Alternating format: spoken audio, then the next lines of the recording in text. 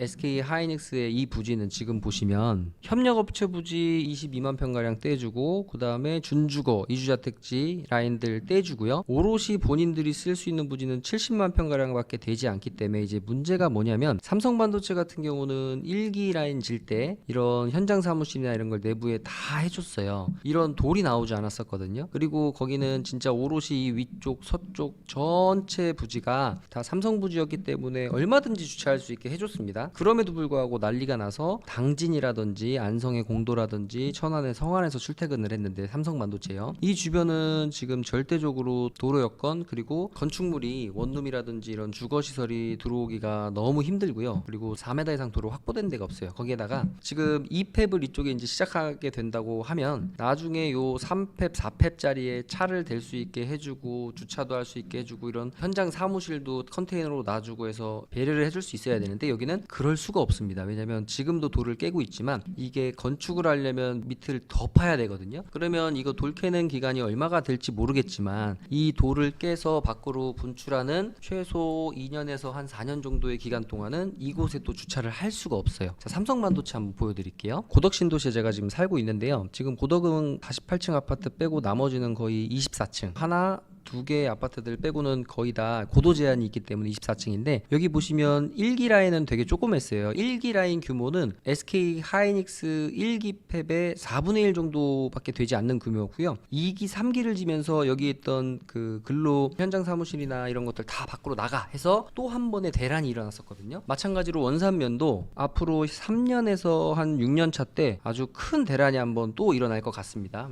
안녕하세요. 땅이 맺힌 농부 땅민홍입니다. 작년 12월 겨울인가 싶을 정도로 따뜻했던 날씨가 2026년 들어 맹추위를 떨치고 있는데요. 이번 주부터는 날씨가 조금은 따뜻해진다고 합니다. 부동산 시장, 특히 토지 시장도 많이 추운 상황이지만 4월이면 봄이 오는 것을 알듯이 용인 토지 시장도 곧 따뜻한 봄날이 올 것이 당연하다고 생각합니다. 오늘은 이동남사 삼성반도체 부지와 평택 삼성반도체 부지의 상황을 바탕으로 원산면 SK 하이닉스 인근의 수용 예정 지역과 그리고 그 규모를 한번 비교 분석하는 시간을 가져보고, 용인에 이제 신도시가 만들어질 텐데 용인 SK 하이닉스 인근에도 어떤 부분들이 신도시 부지가 될지를 한번 땅이 미친 농부가 예상하는 지역을 한번 분석해보는 시간을 가져보도록 하겠습니다. 평택 삼성반도체 또한 반도체 수요 폭증으로 현재 근로인력들이 수천 명이 들어온 상태인데요. 이미 큰 부지가 개발되었음에도 불구하고 방과 주차장의 수요가 점점 포화 상태에 이르고 있습니다. 지금 보시면 평택 삼성반도체도 지금 P5 공사가 시작되면서 수많은 근로 인력들이 들어와서 방값과 그리고 이제 주차장 용지들 같은 경우 보면, 제가 대략 오늘 평택 삼성반도체 그리고 이동남사 반도체 클러스터의 수용 지역들을 바탕으로 SK 하이닉스에 대해서 한번 예상해 볼 텐데, 물론 제가 한 3, 4년 전에 예상했던 내용들인데 오늘 한번 또 근래에 또 제 영상을 보시는 분들이 많아지신 것 같아요. 그래서 한번 비교 분석을 해보는 시간을 가져보도록 하겠습니다. 세 곳을 한번 비교해 보면, 우리가 보통 보면 비교 분석이라는 걸 할 때는 100% 똑같은 곳은 없다고 보시면 돼요. 그래서 평택 삼성반도체의 특징이 있고, 이동남사 반도체 클러스터의 특징이 있고, 또 SK 하이닉스만의 특징이 있지만, 이 세 곳이 공통점은 또 반도체 공장이라는 공통점이 있기 때문에 공사 기간이라든지 인력의 수요, 그리고 그 주변의 원룸, 방값의 상승률, 그리고 임대 수요를 통한 집가의 역산, 우리가 보통 보면 수익형 부동산과 시세 차익형 부동산이 있는데요. 첫 번째, 이 수익형 부동산은 말 그대로 매달 월세 수익이 나오기 때문에 역산이라고 하죠. 내가 들어간 돈 대비 역산을 해서 얼마의 돈을 받는다라는 수익률이 나오는, 정말 딱 구조적으로 내가 얼마 넣으면 얼마 번다라는 구조가 나와 있는 시장이기 때문에 이미 발전이 되어 있는 곳입니다. 자, 그러면 두 번째는 뭐냐면 시세 차익형 부동산이 있죠. 이 시세 차익형 부동산이라는 것은 내가 이곳이 10년 뒤 20년 뒤 얼마나 발전이 돼서 그곳의 땅값이나 월세를 얼마 받을지 모르겠지만, 내가 미리 땅으로 투자를 해놓음으로 인해서 매달 달콤한 수익은 나오지 않지만 이자만 나가지만, 내가 3년이든 5년이든 10년 뒤에 다이나믹한 2배, 3배, 4배 시세 차익을 올리겠다라고 해서 이제 투자를 하는 방식인데, 보통 많은 분들이 수익형 부동산을 한 8, 90%가 선호를 하시거나 그쪽으로 이제 투자 자금 대비 그쪽이 어떻게 보면 훨씬 수월한 시장이기 때문에 그쪽으로 먼저 뛰어들고 나중에 시세 차익형 부동산 시장으로 넘어가는 이런 구조를 가지고 있는데요. 이 세 곳에 대한 특징을 제가 한번 오늘 쭉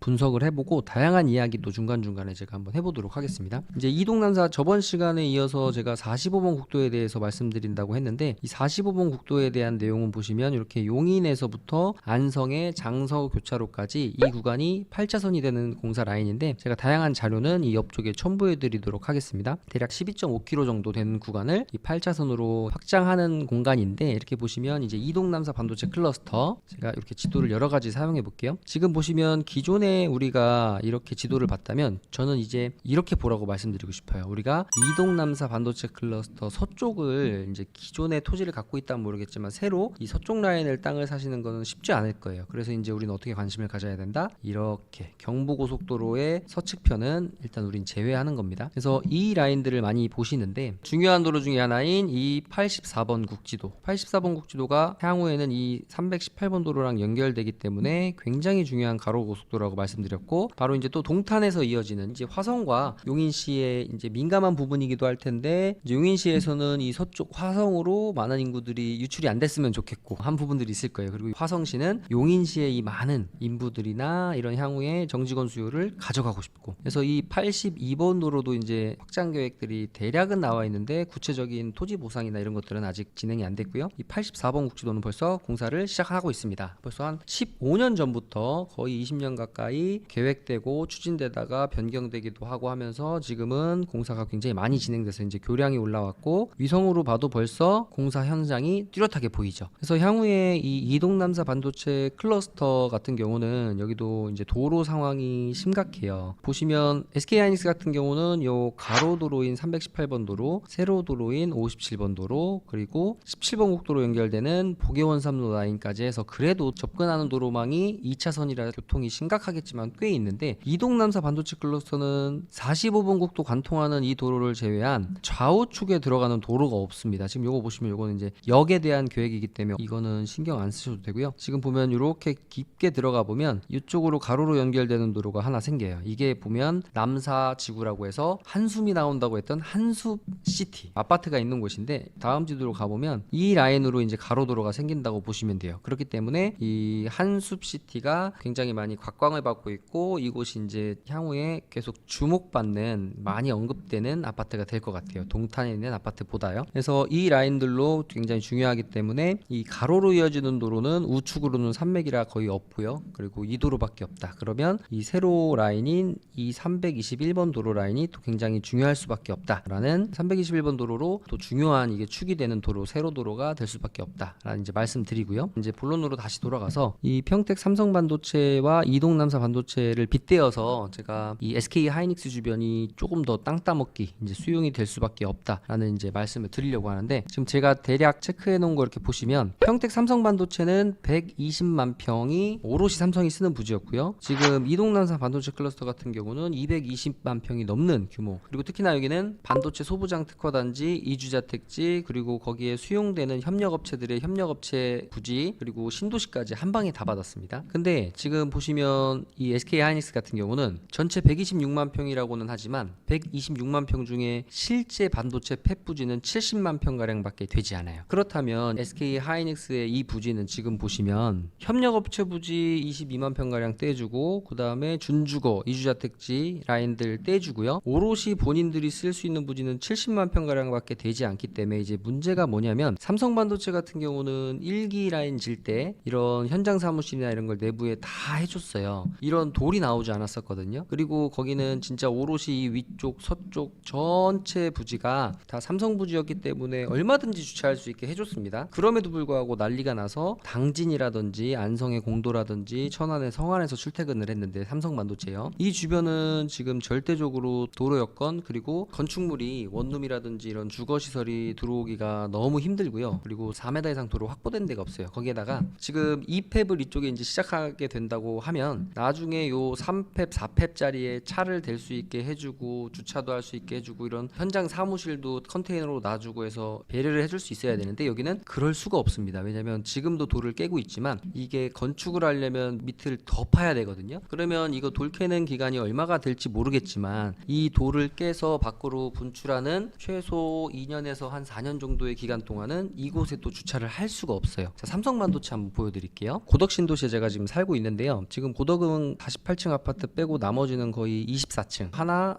두 개의 아파트들 빼고는 거의 다 고도 제한이 있기 때문에 24층인데, 여기 보시면 1기 라인은 되게 조그맸어요. 1기 라인 규모는 SK 하이닉스 1기 팹의 4분의 1 정도밖에 되지 않는 규모고요. 2기, 3기를 지면서 여기 있던 그 근로 현장 사무실이나 이런 것들 다 밖으로 나가 해서 또 한 번의 대란이 일어났었거든요. 마찬가지로 원산면도 앞으로 3년에서 한 6년 차 때 아주 큰 대란이 한번 또 일어날 것 같습니다. 왜냐면 1기 1단계와 2기 1단계를 시작하고 나서 1기 2단계와 2기 2단계를 시작하는 한 3년에서 5년 뒤가 되면 그곳에 일부 배려해줬던 사무실이나 이런 것들 너네 다 나가가 될 거예요.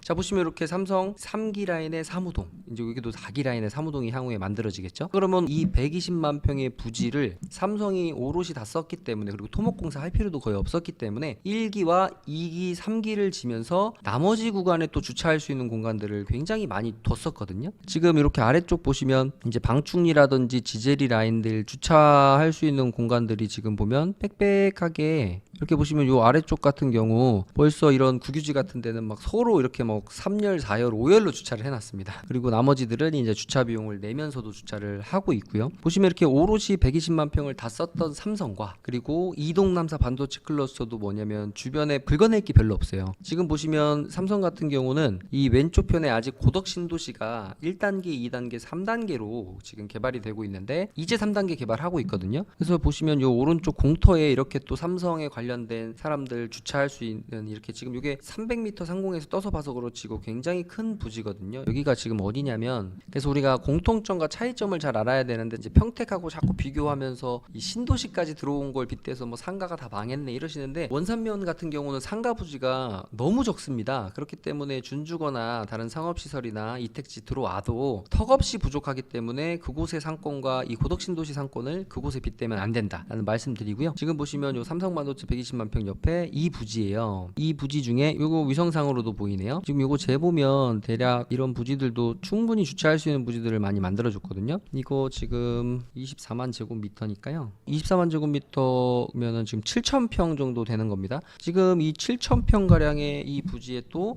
주차할 수 있는 이렇게 큰 공간들을 만들어줬어요. 근데 뭐 삼성 같은 경우는 이런 공간뿐만 아니라 내부에도 물류창고 부지 뺀 이 엄청난 부지들 다 막 이렇게 자재 쌓아놓은 데 빼고는 또 주차할 수 있게 해줬고요. 이 부지는 뭐 재보지 않아도 뭐 정말 어마어마한 부지인데, 이 부지에도 주차할 수 있었고 1기 지을 때는 이 부지까지 거의 전체 합치면 뭐 한 70, 80만 평을 주차할 수 있는 공간, 사무실 할 수 있는 공간을 내줄 수 있었거든요. 근데 거기에도 부족해서 또 아래쪽으로 반도체 소부장 특화단지라고 해서 48만 평을 어떻게 했냐? 수용했습니다.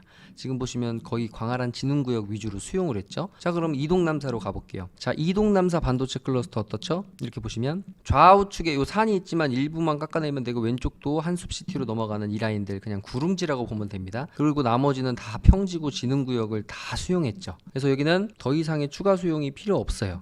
근데 이제 보시면 여기 같은 경우 이동남사는 너무 좋은 게 또 뭐냐면, 동탄이라는 아주 발전된 도시의 바로 옆쪽이고, 여기는 이동남사가 만약 없었더라면 84번과 82번이 생기면서 아주 전원 마을이라든지 이런 걸로 또 유명해질 수 있었던 동네이기도 하지만, 이 45번 국도를 통해서 서울 접근성, 그리고 45번과 향후 지금 만들어진 42번 국도를 통해서 이 수원으로 접근성도 너무 좋기 때문에 여기에는 이미 용인 테크노밸리, 용인 이테크노밸리가 있죠. 다시 또 새로운 지도로 가보면 이렇게 보시면 용인 테크노밸리와 용인 이테크노밸리, 용인 이테크노밸리는 이미 분양이 끝났죠. 여기도 속을 굉장히 많이 썩었던 곳입니다. 이 테크노밸리 분양이 안 돼서요, 코드 번호가 없는 일반인들한테도 막 분양을 했다고 하는데 이곳이 이제 대박나는 곳이 됐죠. 자, 그러면 여기는 벌써 이동남사 반도체 클러스는 협력업체 부지뿐만 아니라 그리고 이주자 그 산업시설까지 받았고요. 그리고 거기에 추가적인 관련 업체들이 또 들어올 수 있는 테크노밸리라는 또 산단위 부지가 있기 때문에 이 주변으로 추가적인 수용이 더 필요하겠냐 싶을 정도로 굉장히 많은 부분들을 받았고, 그리고 바로 옆에 이 포천 세종간 고속도로 라인으로 해서도 이제 직선으로 연결되는, 삼성과 연결되는 또 도로를 뚫겠죠. 근데 여기도 세로도로는 가운데 축으로 있지만 가로도로가 없어서 참 진입하는데 굉장히 쉽지 않겠다. 그래서 나중에 82번 국지도가 연결이 되면 이 송전도 또한 굉장히 좋아질 수밖에 없습니다. 이 송전지구도, 이제 송전이라는 곳도 예전부터 좀 발전된 소규모의 도시였는데, 이 송전 라인으로 해서 동탄과 또 연결되는 이 82번 국지도 라인, 그리고 이쪽에 이주자택지들 라인이 같이 들어옴으로 인해서 일부 일부 주거단지가 이 협력화단지 아래쪽으로 또 포진을 하게 됩니다. 자, 그러면 이 SK 하이닉스는 제가 어떻게 보냐면요, 카카오 지도로 한번 가볼게요.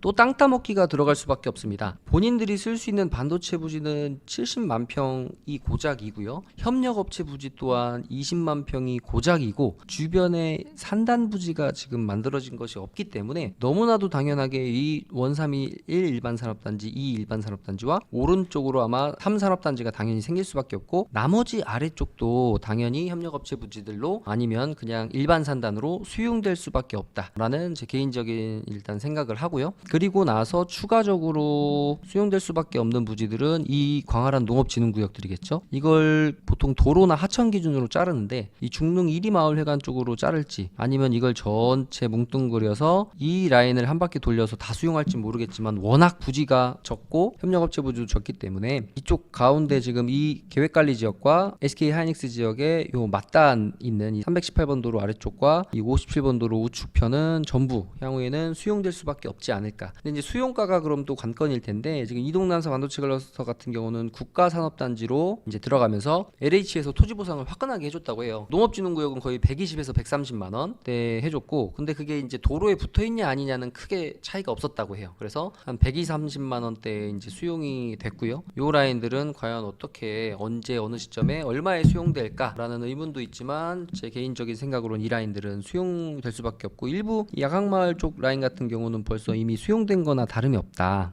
자, 다시 원삼 쪽으로 한번 와봤는데요. 이렇게 보시면 이쪽은 이미 수용된 거나 다름없다고 볼 수 있는 게, 이미 이제 1주차장과 그리고 여기에 이제 또 4주차장이 들어옵니다. 그래서 이쪽 라인들은 거의 지금 SK 관련된 주차장 용지로 거의 사용이 되고 있고, 이 아래쪽의 진흥구역들도 향후에는 토지 보상이 이루어질 수밖에 없다. 그리고 많은 분들이 궁금해하시는 도심, 지금 뭐 고당지구라고 해서 지주 공동 사업을 한다는 얘기들도 있고 한데요. 제가 봤을 때 개인적으로는 이게 어마어마한 수익 사업이고 하기 때문에 용인시와 LH도 이 큰 먹거리를 그냥 일반인들한테 그 먹거리를 주진 않을 것 같아요. 그리고 사람들이 많다 보면 이게 지지부진해지기도 하고 시간이 오래 걸릴 수밖에 없기 때문에, 그래서 이런 부분들은 아마 LH나 C에서 적극적으로 또 도시개발공사에서 나서서 전체를 진행하지 않을까 일단 생각이 듭니다. 왜냐하면 직주 근접인데, 이 용인 SK 하이닉스도 이 규모에 비례해서 상업시설과 주거시설들이 너무 턱없이 부족하기 때문에 시간이 꽤 오래 걸리겠지만, 빨라야 7년, 한 10년 정도는 돼야 이제 어느 정도 사람들이 사용할 수 있는 부분에 도심들이 생기겠지만, 그래도 개인들한테 맡기는 것보다는 그 도시개발의 프로인